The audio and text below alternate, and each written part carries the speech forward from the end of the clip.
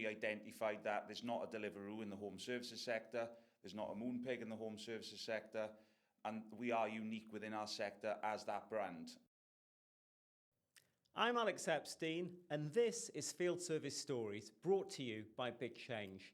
Today, I'm joined by Matthew Powell, founder of amazing home care services brand WarmZilla.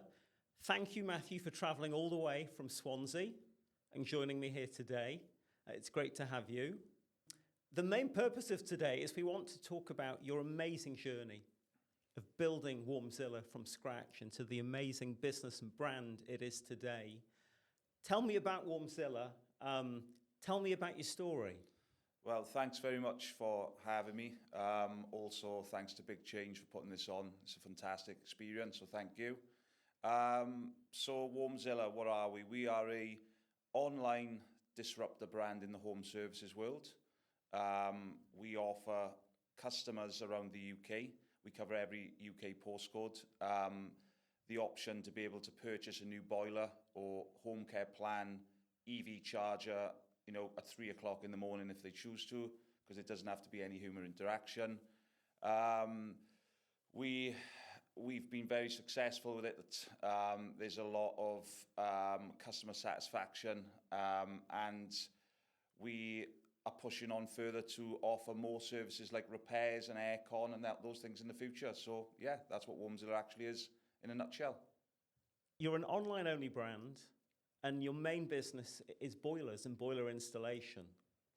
Yes, so the core business is boiler installations.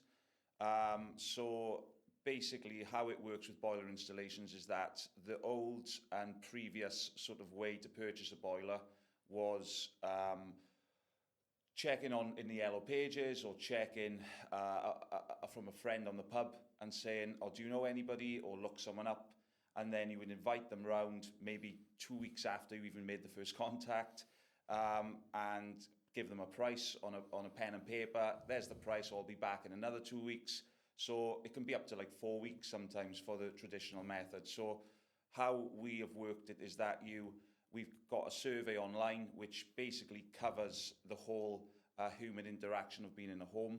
It was created by obviously myself and my brother Reese, who are gas engineers and qualified plumbers as well. And once you complete the survey, you see a boiler package which suits your home and suits your needs. You select it, you click your preferred installation date, then you check out, either paying in one go or through a finance method, and then we just turn up and install, and that's how it works. Because we live in a different age now. I mean, I'm old enough that I remember dial-up internet. I remember at high school when we first got the internet.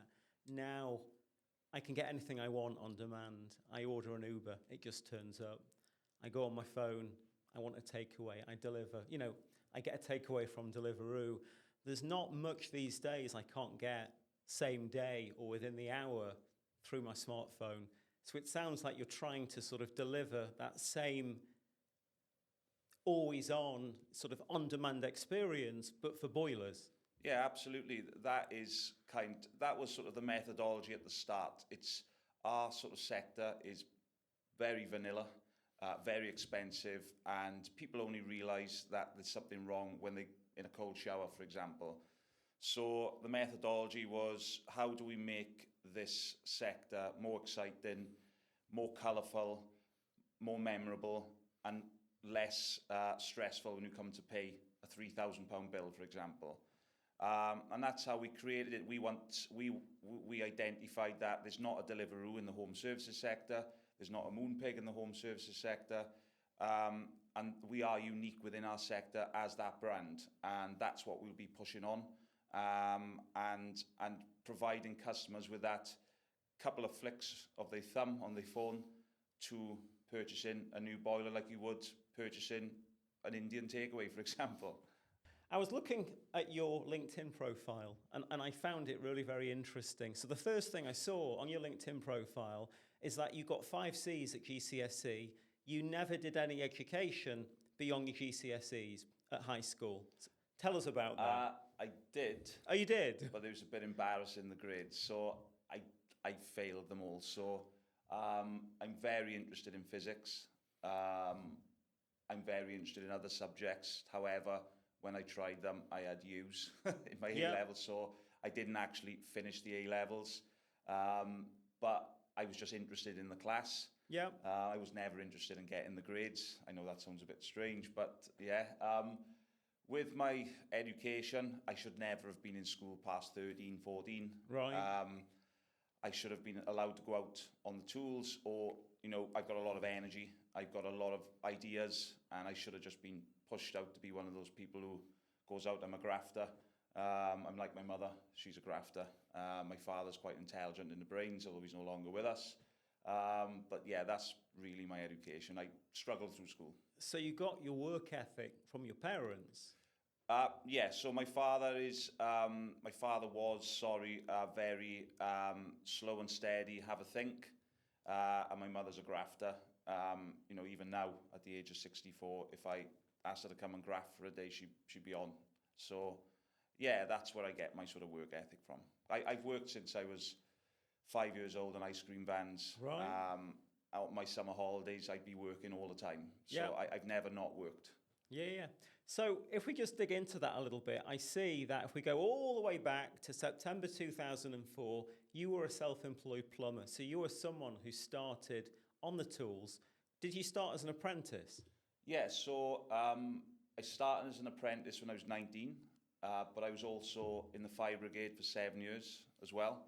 So I was working nights in the fire brigade and days as an apprentice plumber. So I joined the fire brigade just past 19, which was a bit young.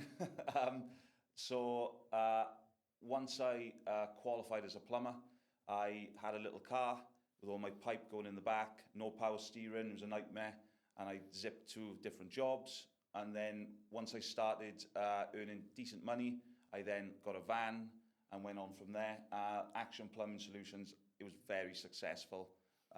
We were doing between about 10 and 15 jobs a day at such a young age, and it was all to do with turning up on time, providing the customer with a decent price, and answering the phone to the customer rather than veering off when you've taken the job. So we could say you sort of cut your teeth in that early business. That early business experience, you understood the fundamentals of making customers happy. Yeah, absolutely. So I get making customers happy from my grandparents. So my grandparents, as I say, had a lot of ice cream vans around the Swansea area, and my grandfather always taught me, he had a rag, like a wet rag, and after every ice cream he'd serve, he'd make me wipe the van inside, giving that customer the front facing sort of, this van's clean, you need to buy off this van, not that van. Right. Also, another bit of a convoluted story, but my grandmother used to scrub the outside of her flat. The steps. And I always used to say to her, why are you doing this? And she said, Matthew, she said, when people come to my home, it's the first thing they see. Yeah. So my home's the same. It's immaculate outside because first impressions count. Absolutely. And that's where I learned the fundamentals from. Yeah. No, I've seen many photos of people in Manchester, like historical photos of people scrubbing their steps. Yeah. Absolutely. Okay, so that was Action Plumbing. And then you then sort of made the leap, and I can see here, so Action Plumbing from 2004 to 2012, and then in 2012 you started Heat Source Wales. So what was that all about, and why the change? So my dad passed away. Sorry to hear that. Yeah. No, that's okay. In December 2011, and I thought, maybe now's the time to go a bit more national. So Action Plumbing was doing fantastically well, so I brought that into Heat Source Wales to go a little bit more across South Wales and into sort of Mid Wales and into the Bristol area and eventually into Gloucester. So we covered all that area with Heat Source Wales. It was basically just to go up that notch again because of the way my brain works. I've always got to try and go up. And it was very successful. It's still live today. In a dormant sort of area. Yeah. Because again, it's one of my babies. So yeah. How important was it, the fact that you started on the tools? I think in anything you've got to start at the bottom. My job basically when I was an apprentice was sticking my hand down toilets with black bags and cleaning up, arranging the van. I think in any sector, I think you need to learn the fundamentals and the basics. And if you don't learn those, I'm not quite sure how you can, deliver it to people when you're at the top. Do this, do that, when you don't experience it yourself. Yeah. So I think it's very important, in my opinion. So in the days when you were starting Heat Source Wales, field service management software, job management software, our industry was in its infancy. Yes. And software systems like BigChange were the preserve of really big businesses. How did you run a business back then without a piece of software like BigChange? So with Action Plumbing Solutions, it was basically a diary, a pen, and an atlas map. Right. So when you're driving through South Wales, there's a lot of, rabbit warren roads, which can be difficult on a map. Yeah. So that was initially how we did that. Then with Heat Source Wales, my wife come on board, so she was more of a sort of arranging things and saying, go here, go there, putting the diary in order. Again, another fundamental. Right, yeah. Quickest routes, etc. She was fundamental to that kind of working as well. And yeah, it was pretty tricky, but we knew nothing else. So, were you working with what's your brother's name? Sorry, my brother's name's Reese. So were you working with your brother Reese at that point? Yeah. So Reese was 33 on Saturday. So I'm 41, so he's like 8 years younger. Oh, we're the than same me. age. Yeah. So he came on board when Heat Source Wales was created. Yeah. And he learnt the trade. He learnt to be a plumber, then a gas engineer, and he worked alongside me. And he learnt the fundamentals that way, the hard way as well, same as me. In September 2017, you launched WarmZilla. How did that come about? Tell me about where did the idea come from for WarmZilla? So September 2017 is when the idea really started with WarmZilla. So it was a bit of an overlay from Heat Source Wales, an overlap, sorry. The idea came like 10 years previous. I was seeing things going online. There was other companies which were dipping their toe in online. And I thought back then, well, this is potentially going to be the future. When my dad, passed away and we went a bit more national, I always knew then that the next step would be going online in some respect. So you could see where the market was going to go. Yes, it was. But the problem that online companies have got is you've got the solution here, the online solution, and then you've got the solution here, which is the service field operators. How do you bridge the gap online? That's the problem. Yes. And that was always the problem. But then I started thinking about it, and then I just started putting it into action in around late 2000, very early stages that was. In those very early days, did you bootstrap the business to get it started? No. What I did is that I was looking around at different sort of business names. I was looking around at different IPs. I was looking around at sort of how could I make it more exciting? So I was, still working. I still had vans on the road, but I was dipping my toe in to see how can I make this more exciting, because it's very straightforward to create an online company with no brand. That's not what I wanted to do. I wanted to try and revolutionize it in a genuine way. Now, I want to say I absolutely love the fact that you keep talking about WarmZilla as a brand, because I'm a marketeer. I'm passionate about building brands and how you build brands, and building great brands is based on storytelling. And there's not many customers who walk through our doors and talk about building a brand. They often come here and talk about building a business or launching a service, but I can see that you absolutely get this idea of building a brand that stands for something that is disruptive, something that has a personality. Yes, yeah, definitely. It's the initial idea was not to build a boiler business. It was to build a home services brand. And we are well on our way to doing that. As I say, we are unique within the sector with our name and our character, Derek, as you know, and our colour orange, of course. But building a brand is completely different to building a service business. Yes, a service business is part of building the brand, of course it is, but building a brand is trying to get people to buy into the company, the business, and the service rather than providing it. You know, how can we explain to Mrs. Jones through branding that don't bother using anybody else, there's no need, use WarmZilla. How do we do that? And building that brand takes time, a lot of effort, and a lot of clever thinking as well. Your sector traditionally was incredibly boring. You know, I grew up, I lived with my mum, we had a gas fire and a back boiler, and I remember as a kid, British Gas would come round. One day they taped up that boiler. They said, Mrs. Epstein, you can't use that gas fire anymore. It's dangerous. They condemned it. But I just remember you had a choice of British Gas or, you know, in the UK, there's thousands of businesses you could choose from. But there was never a brand, if you like, a famous brand, something that would be on the tip of your tongue where you think, I need a boiler, you know, where am I going to go? And you're well on your way to creating that kind of experience. Yeah, well, traditionally, you would call British Gas or you would call one of the sort of perceived larger sort of energy companies to come and resolve your issue. And that's great. You know, British Gas are a fantastic company. There's nothing wrong with them. They've done fantastically well. However, moving forward into the future, the Gen Zs of the world, shall we say, they are looking for the Deliveroo of your sector. They are looking for the app. They are looking for that brand they can resonate with, that brand that they can tap a couple of clicks with or swipe.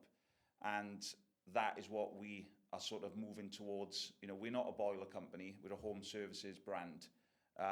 We want to make any home, however big or small, smarter and more efficient, and help people get home services done quicker with less stress. So the name WarmZilla, the thing that strikes me about the name WarmZilla, it's incredibly memorable. It's so sticky. So I've known about your business for a while. I've never met you before, but from the very moment somebody mentioned that we were working with WarmZilla, I'm like, wow, that sounds different. We don't have many customers with a name like WarmZilla. Tell us about the name and why you chose that name and what it meant, you know, where that came. What was your thought process behind the name WarmZilla? Well, I do all my thinking when I'm driving round.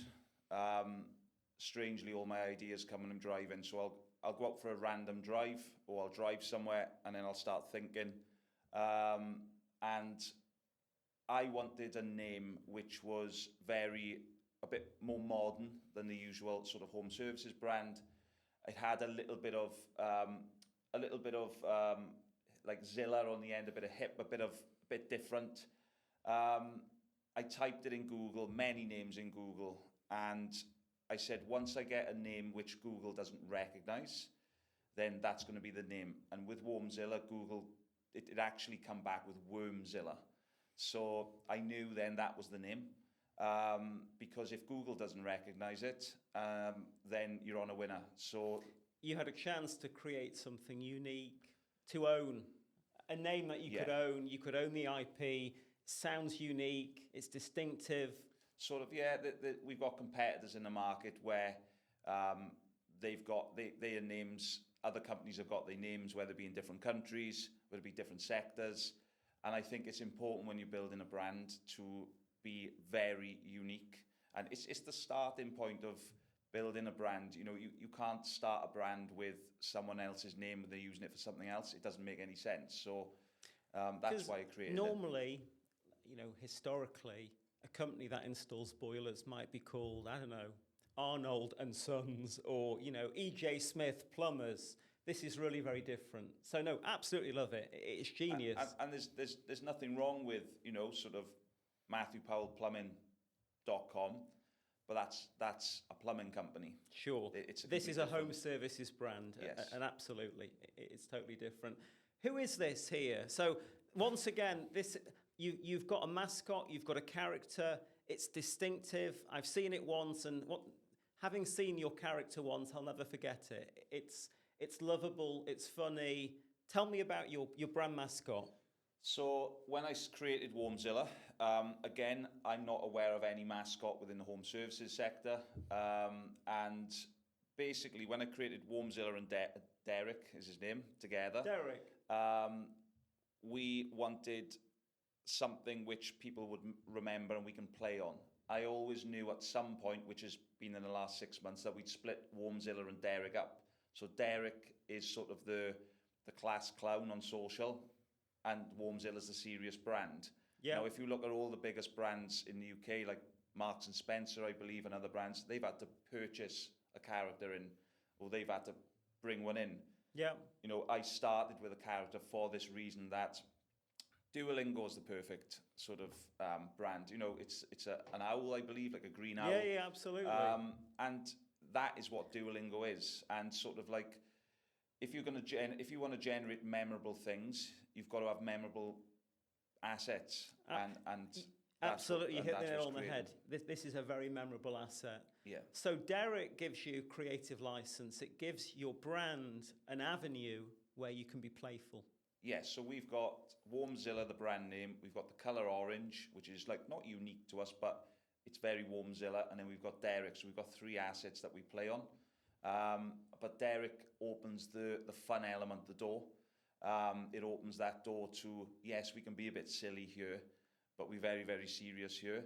So whereas most brands in our sector, well, nearly all of them have got to be quite serious, you know, Derek doesn't really need to be serious because, you know, it's okay for him to be a bit funny.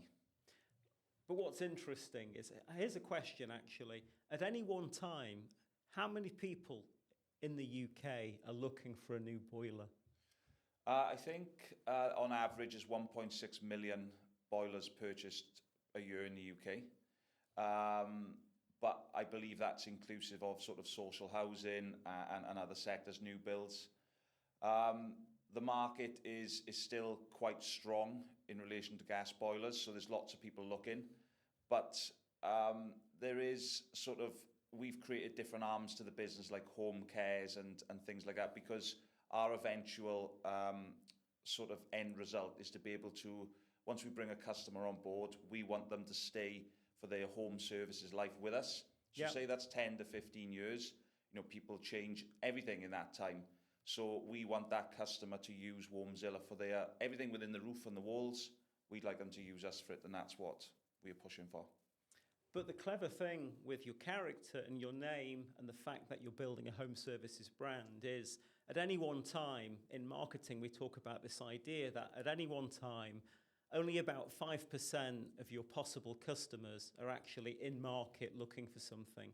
But when you have a memorable brand, when they do need a boiler, there's a good chance you're going to be one of the first brands that pops into their mind. Yeah, absolutely, and it's about touch points.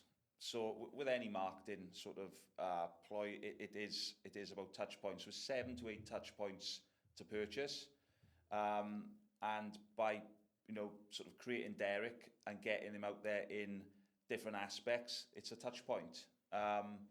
And it's all about brand awareness and front of mind from when that customer actually needs your service. And as I say, some of our competitors or other companies within our sector, they have got to spend a lot of money to be front of mind. We believe that with our assets that we won't have to spend much compared to our competitors to be front of mind because of the memorable aspect of it. Sure. So we're going to watch a couple of your TV ads, actually, and we'll sort of include these. So no, really love this. And you brought Derek to life in your TV ads. Just before we look at the TV ads, I noticed you've got 1,755 ratings on Trustpilot, and you are rated as excellent, which is outstanding. You know, I looked around within your industry. It's not easy to get, you know, 87% of your reviews, you know, 5 stars. Incredible. The most important part of that, and thank you very much for the compliment, but so obviously having a 4.8 out of 5 excellent with that many reviews is pretty impressive. But the most important part about it is we've replied to 100% of our negative reviews. So that is great, but that is more important. So we reply to every negative review. which means we care. Yeah. So it's okay having a good, an excellent Trustpilot rating or excellent, review rating, but we care about the customers who are unhappy too. And in 2024, it's impossible to run a business without online reviews. There is true transparency now in the market. If somebody isn't happy, the first thing they're going to do is they're going to post to Facebook, to X, they're going to post a video on Instagram about their experience. And that's only happened in the last sort of 10, 20 years. Yeah, it has. And it can be quite difficult because some customers, instead of coming to us first and airing their views to us, they'll air them to everybody, which is their right, and we've got no problem doing that, and that's great. But yeah, it can be quite difficult, and we do wish the customers would come to us first to give us that opportunity, like every other online company. But yeah, it can be fairly tricky at times, yeah. Yeah. So let's watch one of these amazing WarmZilla TV ads. WarmZilla make it easy to find the right boiler for your home. You just click through our online survey, pick the perfect boiler, and we'll fit it. All online, stress-free. It feels good to know your boiler's sorted. So when your boiler's on your mind, remember the orange dinosaur. Visit warmzilla.co.uk. Click, pick, and we'll fit your perfect boiler. So it's simple, very distinctive, and you talked about the importance of the colour orange in making yourself, you know what I mean? You own that colour within your space. Yeah, so we had some very, very good help with this through a company called Passion Media. Right, okay.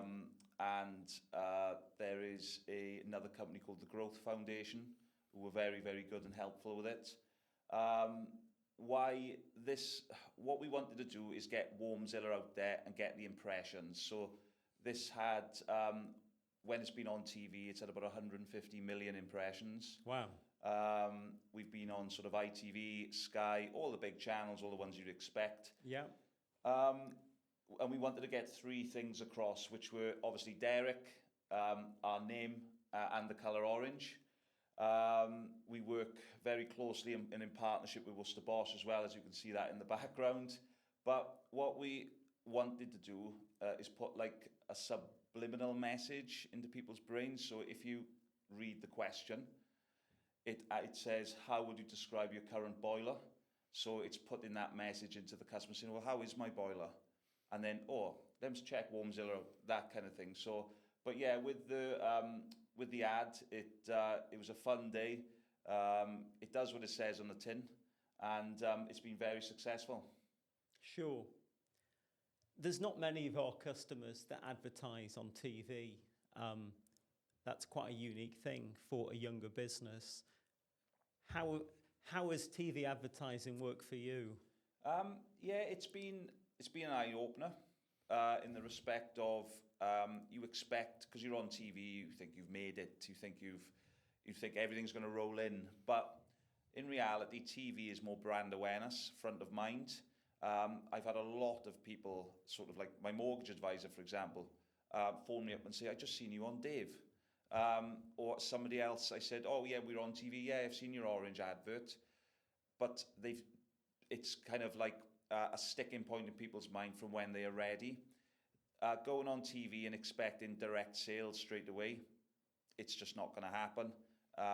But yeah, it's been an eye-opener. Well, that's right. Most people watching Dave or watching ITV, most people don't need a boiler in that moment. But what you're attempting to achieve is to create that level of awareness when they are in that buying situation and they do need a boiler. You're the brand that sort of pops up into their mind. Yeah. So was this the most recent campaign that you did? We've got this was the first advert we did. Oh, actually, I think this is perhaps a more recent one. Yeah.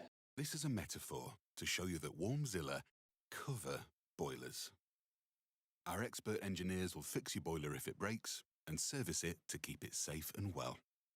All from only £8.58 per month. Get your boiler off your mind at warmzilla.co.uk. Tablecloth not included. Is he actually one of your engineers or is he an actor? Um, he might be an engineer. He might be an actor. No, he's an actor. He's an actor, right. Yeah, he used to work in the solar industry, so he has got a bit of experience within sort of the trade. But yeah, this advert was a bit of fun as well. We enjoy doing this one. But yeah, this was more for boiler cover because we quickly identified that just boiler installations alone isn't going to sort of make WarmZilla into a home services brand. We need some kind of like recurring revenue. And, so basically when people take home cover out with you, as long as you provide them with the service, they'll have a boiler off you eventually, or most will. So, but that was a great success, that TV advert as well. It's a bit of fun, and it's very WarmZilla. So how did WarmZilla come together? Because you talked about building a great website, building that fantastic interactive experience where you can be matched to the perfect boiler for you. You've got your online presence, you've got your sort of online lead generation, but then you've got to run an operation. You've got to get the right engineer to the right place at the right time with the right parts and the right tools. How did you make that happen? So very difficult, first of all. So when we first built WarmZilla, it was a bespoke system. So our sort of field management system was bespoke built, very basic. It worked, but it was not scalable. So 2 years ago, we completely restructured our tech and our software. It's an amalgamation of many sort of platforms, and we've potentially got the best tech in the home services business. It's scalable beyond your wildest dreams. But what we did, we introduced BigChange into the mix. We had a look at different softwares which were decent, but not quite scalable to the way we wanted. Your sort of API integration, sort of the wording, our devs said, this is the software. We can do what we want with it. We can change it. We can really make it WarmZilla. And that's what really provides us with our reliable field software. So it's very reliable in the sense that we can build forms on there and things like that. So we've got control of the installation from afar. And that's really a big part of what we do. We've got a massive subcontractor network. So we've introduced BigChange to the subcontractor network. They understand now it works. They like it. There's not much negative feedback. There's always going to be some. But yeah, that's how we really went out as an operational. Otherwise, we wouldn't have been able to do it.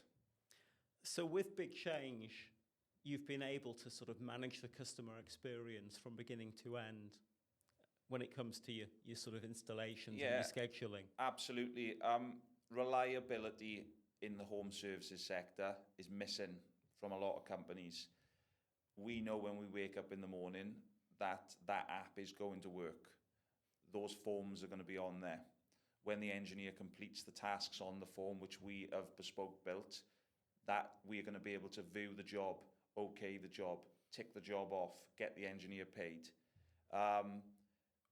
Without we would be able to do it without BigChange, but it makes it a lot easier. So it makes everything, yeah, absolutely. Is there anything you can share about the growth of WarmZilla? I'm sure not all of this is in the public domain, but is there anything you can share in terms of how quickly you've grown, how many employees you've got, how your turnover has grown? Is there anything you can share? Yeah, of course. Yeah. So first and foremost, I'm just a small cog in a big wheel in WarmZilla. Our staff are fantastic. They really have bought into the brand. They understand where it's going.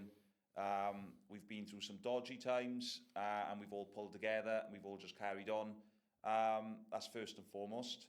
So second, for me, without my family, especially my wife, this isn't possible. I give up 2 years of my sort of life to build WarmZilla. And it's not just going to work the 12, 15 hours a day. You work when you're home on weekends. So you've got to have a strong family unit as well. But with the growth, we're a multi-million-pound turnover company. It happened very quickly, and we continue to go on and on and on by adding different arms to the business, etc. And what a lot of people don't know when building an online tech business, because that's what really it is that you've got to have people buying into the brand. You can subcontract work out until the cows come home, but if they don't understand the brand and believe in it and believe in the vision that I create, then it's not impossible to do. So it's not all. It's you've got to have good staff. Got to have good staff. So how many staff do you have now? There's 10 of us all together. Yeah. Because of our tech stack and how smoothly our systems run, we don't need many staff. So that's really interesting. So with BigChange and the other pieces of kit that make up your tech stack, you're able to run an incredibly lean operation. Yeah, I would say it's one of the best in the business. We don't need many staff to run the systems; they run themselves. As I say, like with BigChange, for example, that one piece of software takes care of thousands of subcontractors. So there's one piece of software there which runs 365, 24 hours a day, all the time. But yeah, it's so lean, it's so efficient, and it's been built so well. We are just sort of peeking in and managing the software rather than anything else. So because your subcontractors get their jobs through BigChange, that enables you to manage the experience and deliver a really consistent process, I'm guessing. Yeah, absolutely. So our operational department with customer service, because the software is run, so because although BigChange is very good in its basic form, we've actually built it bespoke internally because you're able to do that with BigChange. Yeah. And if you put time and effort into it, you can build it into what you want, to sort of like be your business. And that's what we've done. So it enables customer service to concentrate on the customer rather than the subcontracted network. So for every job that we do through BigChange, it's audited. We check the pre and the post satisfaction notes, which we've created, the pictures, before we tick it off, and it's a 5-10 minute job because the software is so reliable that it's very easy what we do, and it's quite unbelievable that it's 10 of us and we're a multi-million-pound company. Incredible. It's quite unbelievable, but it's genuinely that's what we are. So I can see you started WarmZilla with the focus on. So actually, I have a question for you. I need a boiler fast. How quickly can I get my hands on one of your boilers? So if you took your phone out now or your device in front of you and went on the WarmZilla website, completed the survey, and you did it in one go, you could probably do it in under 5 minutes and purchase. And we have installed boilers on the same day before. Which is bonkers. Well, yeah, pretty much. Yeah. But the quickest we can do it is within 24 hours. Sure. But we like to do it in 48 hours. And right. The reason for that is that customers advertise 24 hours, but it's hard to get. We want to give the customer an experience, a home services experience. We could easily say, yeah, we'll do it in 24 hours, but we want them to have an experience. If they're desperate, we will. But we want them to go through the process of, meeting our customer service through emails, through the phone. Do you need anything? Here's some advice on what you can expect on the day. This is what's going to happen on the day. This is what's going to happen afterwards. That can't be rushed. And yeah, I mean, you're going to live with that boiler for the next 10, exactly. 20 years. Investment. It's an investment, isn't it? So in a way, you want to make sure your customers are making the right choice, the right boiler for them and their property. Yeah, absolutely. And it's really important that when we are installing essentially a gas bomb in somebody's house, because that's what it is. It's filled with gas and it ignites. Safety is paramount, first and foremost, for the homeowner. Absolutely, yeah. And rushing safety jobs ends up in disaster and eventually. And we want to do it in a constructive, safe, good experience for the customer. Yeah. One of the things I noticed on your website is you're not, so obviously boiler service, you offer a service for landlords, but now you've diversified. So things like the home cover give you a way to make some recurring revenue, but I can see you're now offering things like EV chargers. So how are you diversifying, and how is diversification important in the future of WarmZilla? So just going back a step here, so we've recently launched this new nav bar. So about 2 weeks ago, this wasn't here. So the guy's done an excellent job of designing it and making it very user-friendly, as you can see. It's very, very important to WarmZilla to be able to have different arms to the business, because essentially one comes off the other. So new boiler, boiler servicing, home cover, potential EV charger, maybe solar one day, aircon. It's all home services, heating, ventilation, repairs, etc. So it's very important for WarmZilla to keep building those backbone sort of services coming in, so that we can keep improving as a company and providing quicker services, safer services, just a better experience all around. So yeah, in short, like bringing EV charge on is just a natural progression for the company, and we just continue to do that moving forward. Amazing. If you read some of the articles in the press, allegedly heat pumps, are booming in the UK. Is that true? Are heat pumps booming? What's happening with heat pumps right now? I don't think they're booming. I think they are miles away from booming, if I'm honest with you. I respect heat pumps or any technology that is going to make the planet greener and help save people money. However, being an experienced installer myself, I think we need to get over the hurdle of how are we going to install them in homes, which is yet to be proven or shown. It's a fantastic technology. Even with the grants, they're very expensive. Your home has got to be perfectly or near perfectly insulated and things like that for you to get the maximum benefits out of them. I'm all for heat pumps, but I think we are a long way away for them being the norm. In my opinion, they need to be taught in the nursery of primary schools now, because I think that generation will be the generation in 30 years' time. Not against heat pumps, I'm just realistic. Yeah, no, absolutely. I mean, as I mentioned to you, I've just come back from living in the Netherlands, and the Netherlands are a few years ahead in every possible sense. I see lots of heat pumps in use in residential areas. They've got a massive electric car infrastructure. Practically every street has, publicly available electric charging points. Here in the UK, we're not there yet, are we? We are miles away from it. Now, you've got sort of the larger companies promoting heat pumps saying they're the next big thing, and potentially they are. I've got nothing against that, nothing wrong with it. But we're missing the fundamental part of this, and is the labour, the workforce. Yeah. Who is going to push these heat pumps in to people's homes? How are people going to, say a gas boiler breaks down. You say your gas boiler breaks down today, you're not going to have a heat pump installed for at least 4 to 6 weeks in your home. Maybe I'm wrong, maybe it's a bit quicker, but by the time you get a surveyor round, in my opinion, it's miles away from heat pumps. And that's just my opinion. As we read through the plumbing and heating magazines and across all the sectors we serve, so whether it's the drainage industry, utilities, HVAC, plumbing, everyone we talk to, our customers, they talk about the skill shortage in the UK, that it's so hard to get your hands on fantastic, qualified, professional engineers.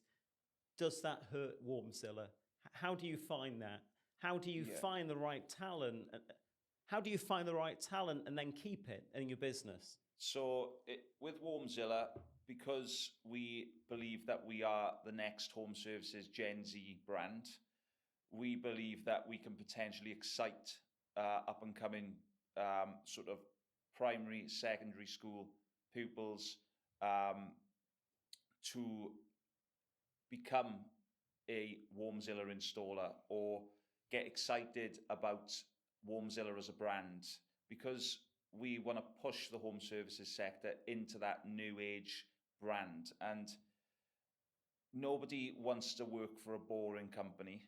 One is perceived boring, whether they're boring or not. And that's an angle which we are speaking to manufacturers about at the moment, and how we can sort of get into the minds of the younger generation and say, come on, come and be a plumber, come and be a gas engineer, electrician.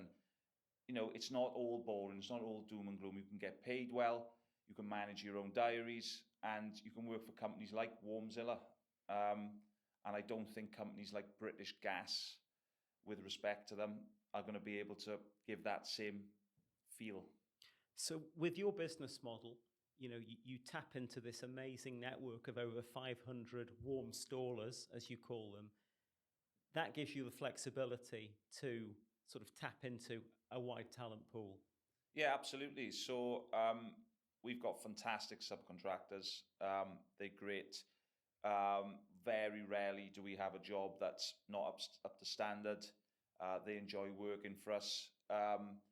We give them benefits. We really try and take care of them, because, you know, in reality, where very large companies have failed is they've got all the traffic coming into their website, but they can't manage a subcontractor network.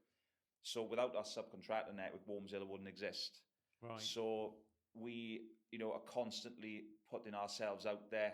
You know, we have about 3 to 5 new engineers signing up a week now organically. And we really take care of them. And hopefully that's going to filter down to the younger engineers coming up.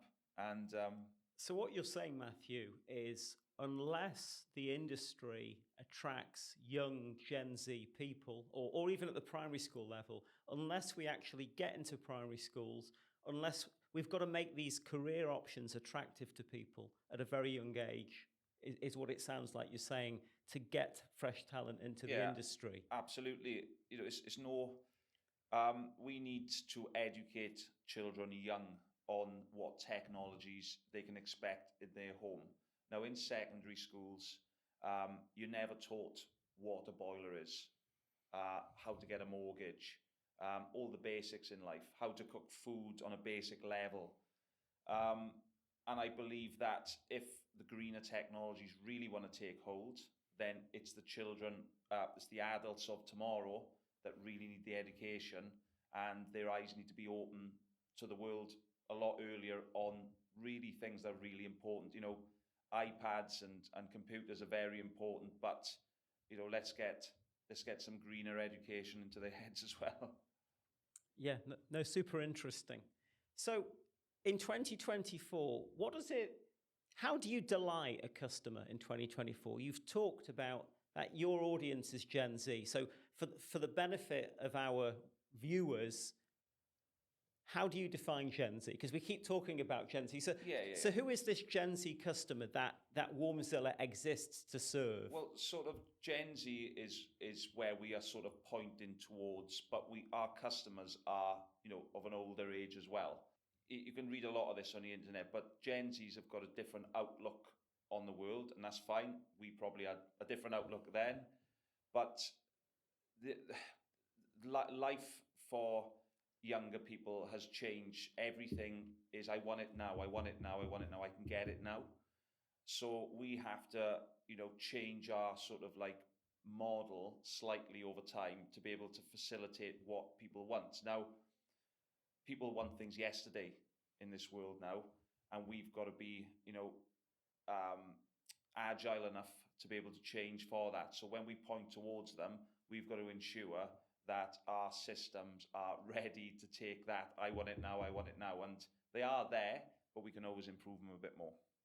So ultimately, we're living in this age now where, in the olden days, so to speak, you would ring a plumber or a home services company or a gas fire business. You'd start talking about a boiler, and that process would take 4 weeks. You would probably open the yellow pages. I mean, God, I used to do that when I was a kid. You'd go there, you know, I'd use it as a I'd put, you know what I mean? I'd use them as a coffee mat, if you like. Yeah. But literally, you know, it was like a Bible. It was your Bible. It was your go-to. If it wasn't in the, you know, if you weren't in the yellow pages, you know, you were nowhere to be seen. So you'd flick through. You would really have to go round the houses, so to speak. You'd have to call up 10 providers. Hopefully you would get through. Hopefully they would return your calls. And as you say, that process could be very slow. You couldn't go on the internet back then and look at boilers. You couldn't go on Worcester Bosch's website and actually learn and watch videos. You would have to wait for somebody to come to your house. It'd take you through everything, and you would go through a very arduous process. Whereas with millennials and Gen Z, you're saying it's all about, I want it now. I want it, you know, I want to choose today. I want to buy tomorrow, and I want it installed the day after. Yeah, absolutely. The customer of whatever age now has changed from when I was on the tools surveying properties. Customers' expectation levels are a lot higher. Obviously, you've got the cost of living, which is affecting everybody, which people are a bit more savvy with their money and a bit more careful with it as well. And a lot of people, unfortunately, can't even afford a new boiler. So the expectation levels in general are a lot higher. And yeah, it's I want it now, I want it yesterday, and I want it for the cheapest price. And to manage those expectations is phenomenally difficult. That's super interesting. So a big part of the future of WarmZilla, it's about you anticipating what your customers want and need. How do you keep your ear to the ground, Matthew? You've got review sites like Trustpilot. How else do you really tune in to what your customers want? So we work with some heavyweight companies like Money Supermarket and these kind of companies who we talk, you know, about different things, about different kinds of customers, what sort of routes these companies are looking at. We check other companies' marketing, what they're doing, you know, within sort of like a similar brand to us then.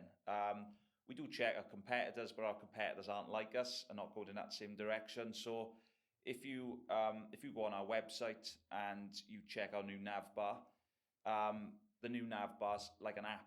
So it's a couple of clicks and you can purchase. So we've taken this on board.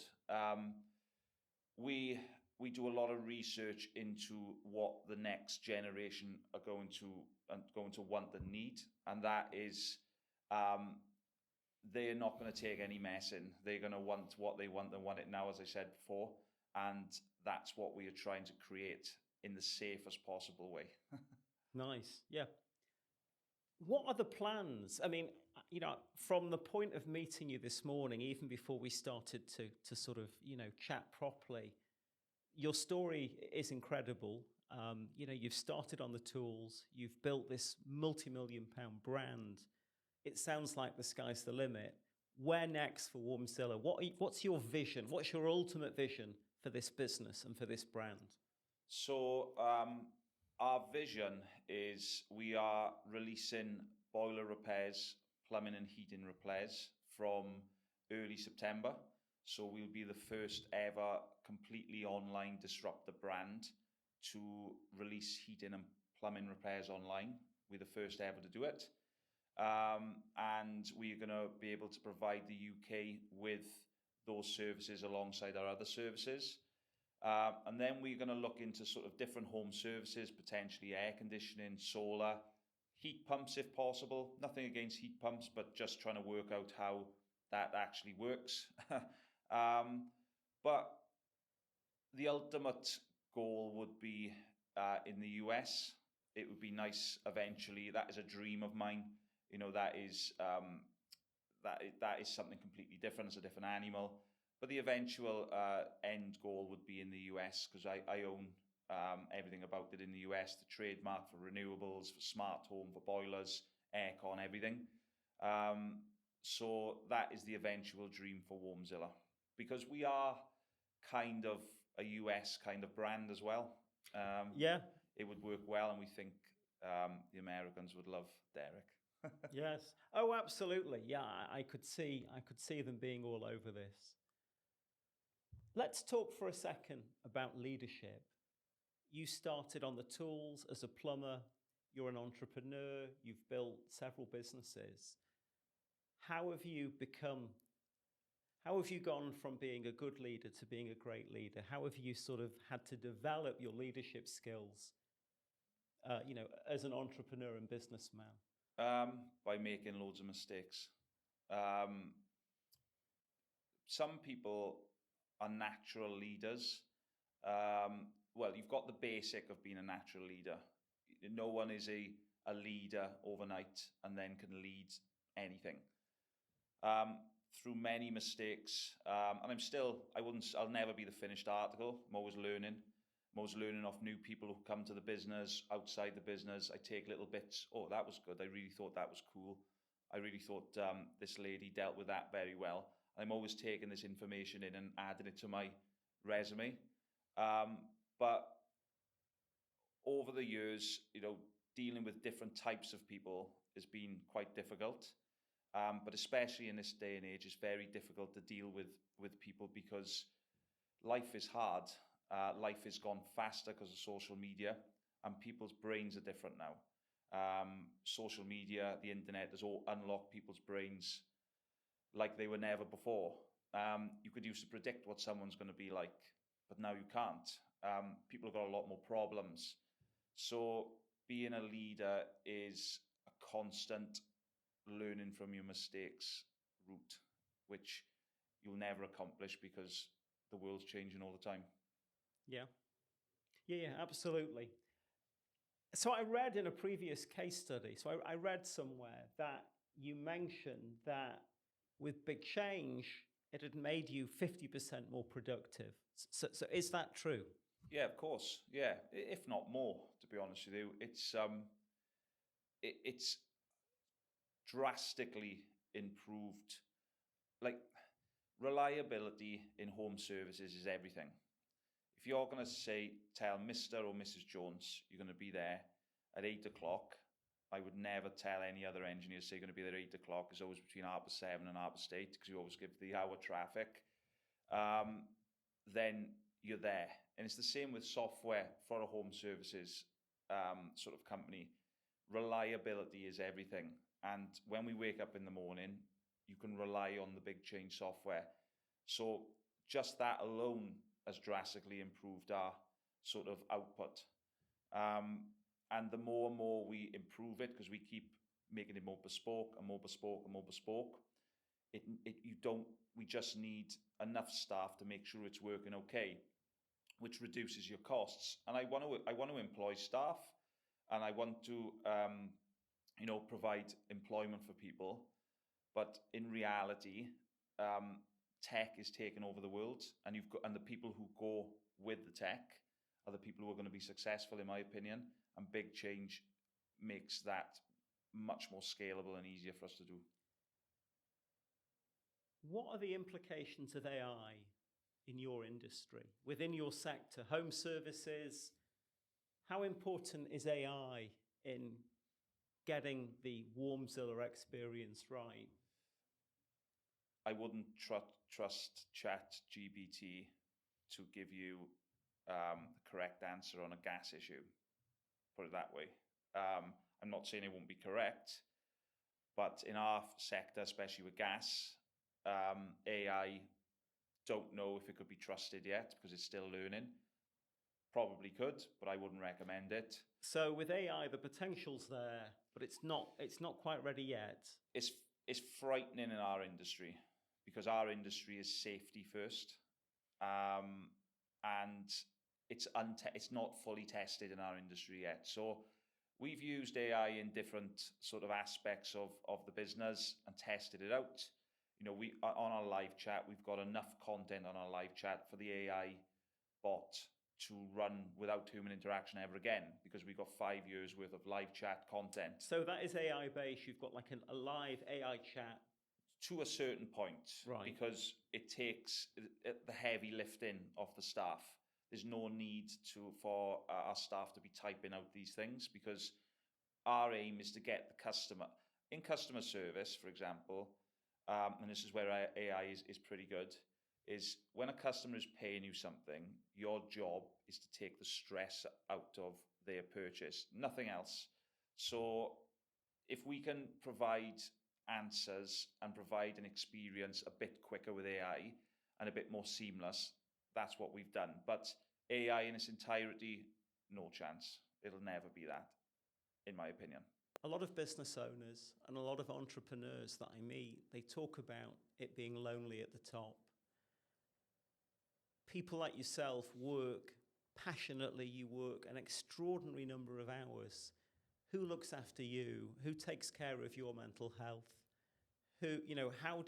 How do you build self-care to make sure that, you're fighting fit, to lead WarmZilla from the front?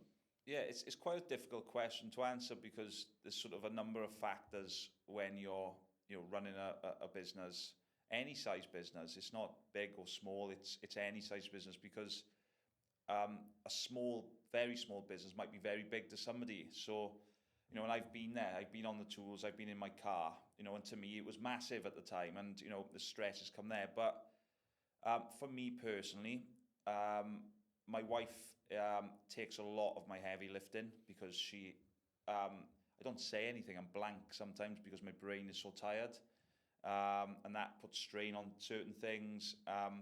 But for me, drinking and things like that is a no-no when you're running a business, a busy business.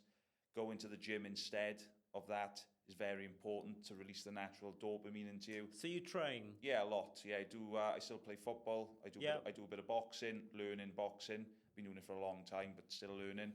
And that is my kind of dopamine hit. And then that sort of, resets me.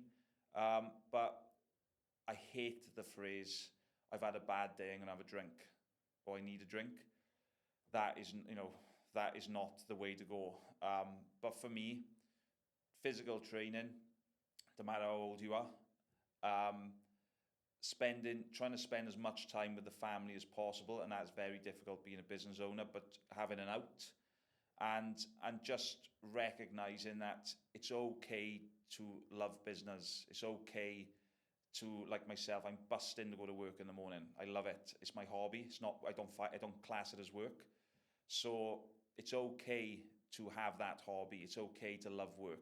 It's okay, but just realize you have to look in the mirror and understand that you do need to take care of yourself by going to the gym, by spending a bit of time with your family, and by taking a little break now and again. Yeah. Have you any favourite places to go on holiday? When you travel, where do you love to travel to? I like going to new places. I like speaking to locals. I like listening to, what they do, how they were brought up. I'm just interested in that kind of stuff. So nowhere in particular, but I really love getting to know different places and how different people were brought up. I got no hair, of course. So as a treat, I get my beard done once every week. And in the barbers, they're from Iraq and Iran. And it was only yesterday when I was getting it done to come up here, we were talking about Iraq and how they were brought up in the Iraq War when the Americans and us went over there, and they were watching it and just interested in that kind of stuff. So yes, I just like going to places where I can learn a bit. Yeah, that's interesting. Either inside your industry or outside, do you have any mentors? Are there any business people or business leaders that you look up to and turn to, whether it's reading their books or, are there any business stories or business people that you are just, inspired by? I do read. I watch more videos now, YouTube videos. Inspired by people. When I listened to Elon Musk's story about him sleeping under desks in Tesla, and his employees going past, and not owning his own home when he's got 20 million in the bank, and he had 3 companies and he had to split the money between 3 of them, and he knew potentially they're all going to die, taking that risk, and the graft that he's got to where he is, and you can see him crying in interviews. I kind of find that kind of inspiring because I know, like, for me, I'm not Elon Musk, but I understand I don't do it like, I know you need money in this world to get on. That's what they've created for us. But for me, building things, creating things, and seeing the result of it is when I earn my money. And I just look at him and I feel that that's what he does. He builds things to... He's a builder. Yeah, he builds things to provide a solution and, you know, essentially change things. And I just love that. But yeah, I read sort of like a lot of things through sort of Richard Harpin from HomeServe. Amazing For story. For example, Richard Harpin. You know, he's done fantastically well in the respect that, you know, he started on a similar path to myself, like a plumber, and, you know, through direct mail, and just grafted until he got what he wanted. And, you know, a lot of respect for him. I got a lot of respect for my competitors. I'm not going to mention them on here, but I got a lot of respect for them all the companies, because to take that leap and to take that risk and to do what we do takes a lot of, you know what. So, oh yeah. Yeah. 100%. Yeah. You know, I hear sometimes in business, you know, you hear it in movies, you hear it in the workplace, and people talk about, you know, don't be so emotional. And I'm surprised when I hear that, because I've worked in several entrepreneur-started businesses, and it's plain to see, you know, business is personal. It's all about emotion. These businesses are built by people full of emotion. So when I hear people say, you know, don't bring emotion into business, I think that's quite strange. What do you think about that? I don't understand how you can't be emotional. It's not, you know, people say, oh, it's my baby, like I said earlier, but, you know, in reality, you know, it is your baby. It's like, why, if you're not going to get emotional about something that you're creating or building or putting your passion into, it's like if you're a footballer, you know, if you're not emotional about losing or not emotional about winning, then I don't think those people exist, do they? But it's you have to be emotional about your business, otherwise you're not going to succeed. You know, it's a basic element of being successful, is being emotional at the right times. Yeah. We're good. So this is my very last point or question for you, Matthew, and it was something we talked about before, actually. If we look at that, there are leaders and business people in the world, and they've got to, you know, privileged positions by climbing up on other people, and they often use this phrase, you know, business is business, and they'll do whatever it takes to make it. Whereas before, you said something a little bit different. You had this view that that era of the belligerent boss has gone, and actually, how important is building real, honest relationships? How important is that? Yeah. Why is that now the way compared to the sort of previous way? I think business is business if you're solely doing it for money. I think there's another way to look at it. In business, everyone needs to help each other as much as they can. Sort of like our competitors, we could help each other a bit more if we wanted to, and really, really push the sector if we wanted to. There's no need to climb that cliff and use someone else's head, or, you know, with your foot to get up a little bit higher than them. There's enough business to go around for everybody. But if you're in business solely for money, then yes. But in my opinion, I do it because I want to build things, create things. The money, lovely, great. But if you can separate yourself from money and create and enjoy what you're doing, your business will flourish, and then the money will come afterwards. So business is business in certain aspects, but for me, it's more about being everyone's friend and climbing the ladder in an orderly queue. Yeah, that's a nice way to put it. Yeah. Well, thank you, Matthew, for coming all the way from Swansea to join us here for Field Service Stories, powered by BigChange. We wish you, you know, we love working with you at WarmZilla. We want to see WarmZilla continue to go from strength to strength.